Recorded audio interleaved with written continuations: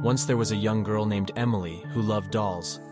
She collected them from all over the world, but her favorite was a porcelain doll she received as a gift from her grandmother. The doll had long curly hair and wore a frilly pink dress. Emily cherished the doll and would talk to it as if it were alive. One day, strange things started happening in Emily's house. Objects would move on their own, doors would slam shut, and eerie whispers could be heard late at night. Emily was scared and didn't know what to do. Her parents thought she was imagining things, but Emily knew better. One night, Emily woke up to find her beloved porcelain doll missing from her bedside table. She searched her room, but it was nowhere to be found. As she looked around, she heard a faint giggle coming from the hallway. Emily cautiously made her way down the hallway and saw her porcelain doll sitting at the end of the hallway, staring at her with its lifeless eyes.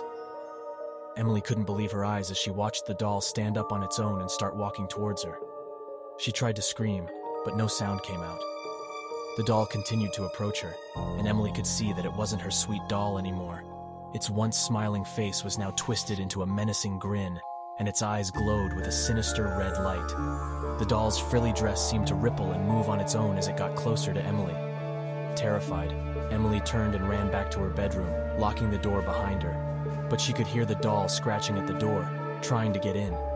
Emily knew she had to get rid of the doll if she wanted to be safe.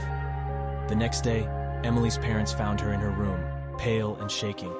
She told them everything that had happened, and they finally believed her. They decided to throw the doll away, but when they went to Emily's room, the doll was nowhere to be found. From that day on, strange things still happened in the house, but Emily never saw her haunted porcelain doll again. She knew that it was still out there somewhere, waiting for its next victim.